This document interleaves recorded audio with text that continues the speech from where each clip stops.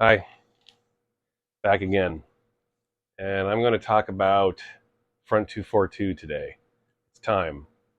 I want to discuss this band because I like them very much. And it is time. And this is Archie. He will be joining in on the discussion. Or not. He might just lay there passed out the whole time. But if you want visual aids, if you want a visual aid for world peace, right here and now, need I say more? I don't think so. So, Front 242, Geography. This is a very special album in the pantheon of special albums. And as always, as I talk about bands, I like to always talk about the starting point for a band, of at least where I started from. This was their first album. They had a couple of singles leading up to this point. I do not have those. They're 7-inch only singles. I've never seen them in my life. A few friends have them, and I've never seen them. So I wish I had them, but their very first releases were 7-inch singles. This was their first album that came out in 1982. This is a re-release on the Wax Trax label. This came out in 1987, and that's when I got it. I had never heard Front 242 prior to this. So getting this in 1987 was kind of fun because they had a number of releases that came out that I could dig into. This wasn't, I always loved back at that time discovering a new band and knowing they had other stuff out and other releases out and knowing that they were still releasing records. So I got to purchase their new stuff and I got to listen to their old stuff and dig into all the old stuff. This 1987 was a good entry point, I think, for this band. At least it was for me. I was 5 years late to this record, of course, so I have no context in terms of the year this was released or even the year or two after it was released. If you do, I'd love to hear from you. If you watch this video and you heard this record in 1982, I'd love to hear your thoughts on it. But in 1987, I'd never heard these guys. I knew who they were.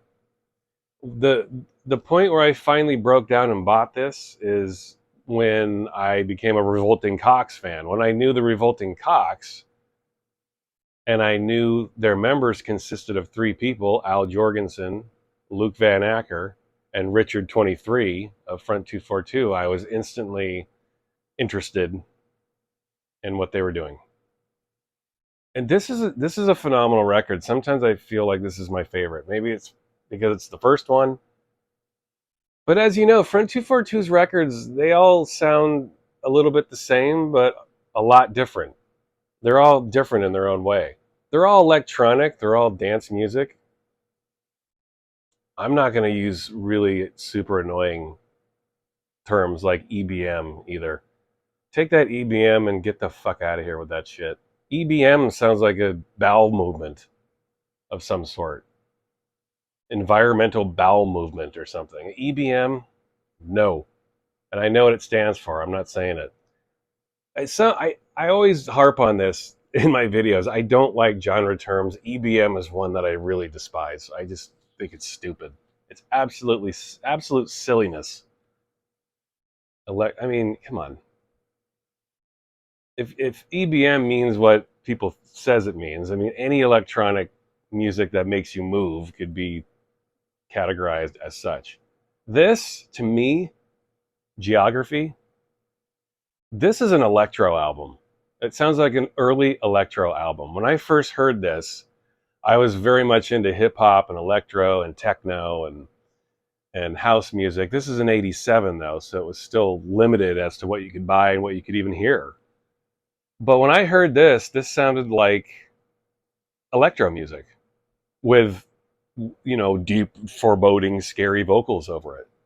Yeah, it was industrial. It was on Wax Trax, and that's I've wanted to point this out too. I don't know if I pointed this out in the Meat Beat Manifesto video, but something Wax Trax did is it unfairly labeled the artists that were on that label. The minute you were on Wax Trax, everyone assumed you were industrial. Like Meat Beat Manifesto. They weren't industrial. I don't think they ever were. But they were on Wax Trax, so everyone assumed that they were. Same here. I don't know that I'd ever call. Yeah, they have elements of it, but by and large, I've never really thought of Front 242 as an industrial band. That's my opinion. I know plenty of people will disagree with that. When I think of industrial, I think of Einstein's Ende Neubauten, Throbbing Gristle, Coil, the noisy, really experimental shit. That's industrial to me. This is just, I don't know, disco music. I don't mean like, I wouldn't go so far to compare this to Giorgio Moroder or something, but this is disco music. It's electro music. It's dance music you hear in the club. It's club music. I'm sure Front 242 would agree with that. That's all they've ever been. They're a club band. Yeah, they have dark vocals and they have political ideas, but by and large, I think at their core, they're a dance group, and there's nothing wrong with that. Nothing at all. Now, Front 242, I've heard many different theories. I don't care. I don't care what they're named after. I think, I remember, it might have been Richard 23. One of the band members themselves said that 242, the logo, you don't see it here. You know the logo I'm talking about. They don't have it yet here. But that logo of 242, I heard that they chose Front 242 because it was a logo choice. It just looked good. But again, I know there are plenty of theories as to what it means. If you want to leave comments talking about what it means, let me know. I personally don't really care, but I would be curious to see what people's thoughts are on that. But going back to the beginning, Front 242 is a Belgian band. They come from Belgium. And they released a couple of 7-inch singles early on, and then this was their first album. And this is a really excellent early example of electro-inspired industrial music. Very good, very cool imagery. This has a slightly different track listing to the original Belgian release. I've never seen the Belgian release to this. Never. This version on Wax Trax is the only thing I've ever had to go by. I know this has been reissued many, many times with extra tracks on CD and cassette and whatever else, digital. I know. You guys will have to let me know the differences. I don't know the differences between track listings on the digital versions and the vinyl versions and CD versions. I don't know. I know it's been re-released many times. This is the version I know. So this is what I'm going to talk about. Really interesting record, though. I mean, whenever I hear, I'm going to get into lazy genre terms again, but whenever I hear groups that refer to themselves as coldwave, it's another term like EBM. It's like, but whenever I hear these modern bands try to be coldwave, every time I listen to it and I hear that music, I hear this. I can't help but think in the back of my mind, like, okay, Front 242 was doing that 40 years ago. But okay, that's what this sounds like. Every time I hear a coldwave record, I'm like, go listen to Geography, man. I hope those bands have heard this because that's what they sound like. But the benefit that Front 242 have is they were doing this back in the early 80s. So, yeah. Sound is a little dated, y'all. And that's the great thing about it to me is that this doesn't sound dated. The new coldwave stuff does. Anytime I hear a newer coldwave themed album, I'm like, really? This already sounds dated. This doesn't. This still sounds fresh as hell. Awesome stuff. I will show the label. This is on Wax Trax, as I mentioned before. They boring paper inner sleeve. That's what Wax Trax did at the time.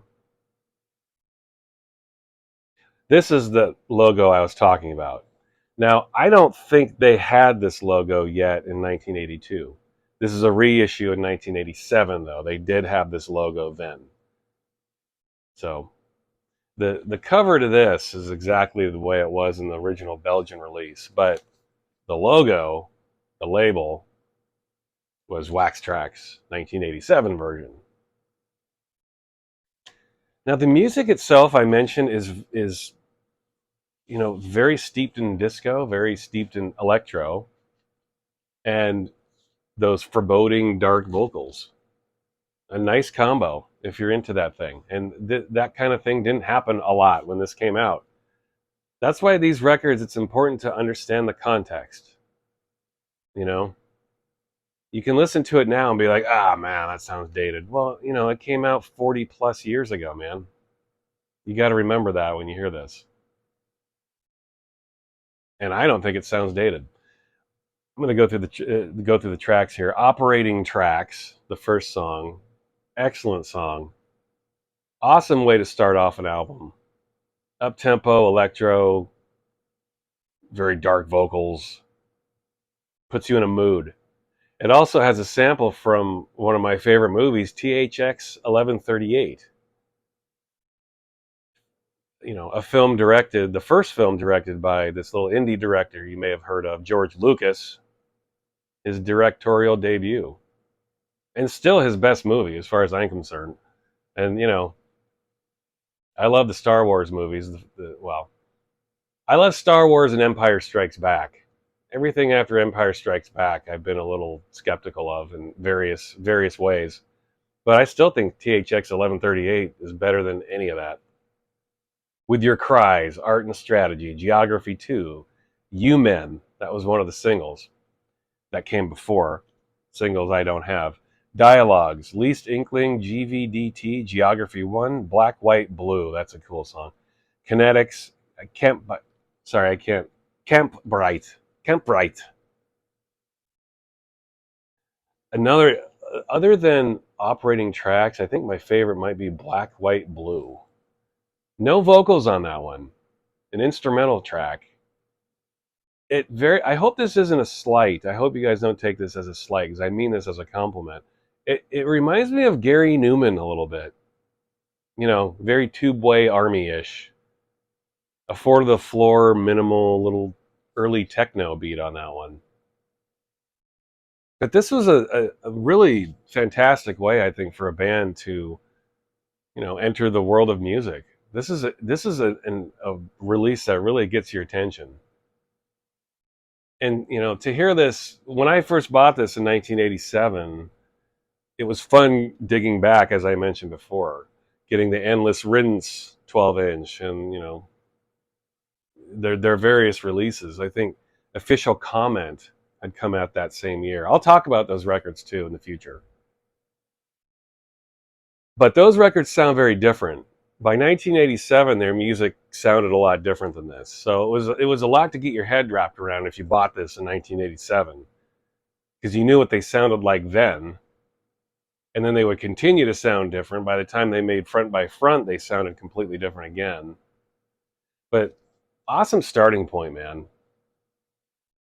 And I'm sure, if you're a Front 242 fan, you've heard this already. But if you have any interest in experimental electronic music in all of its forms, and you haven't heard this, I would treat yourself, or you should treat yourself, let me put it that way. You should treat yourself and listen to this album. This is really good stuff.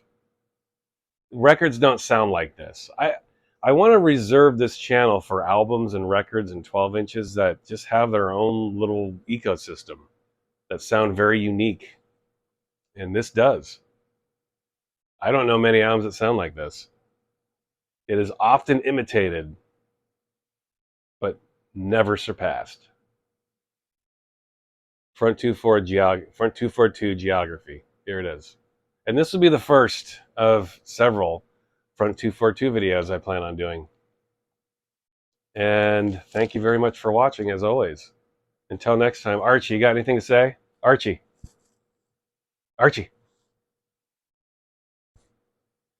Sorry, I had to get him going. What was that, Archie? Hey. What? One more time? What? Geography.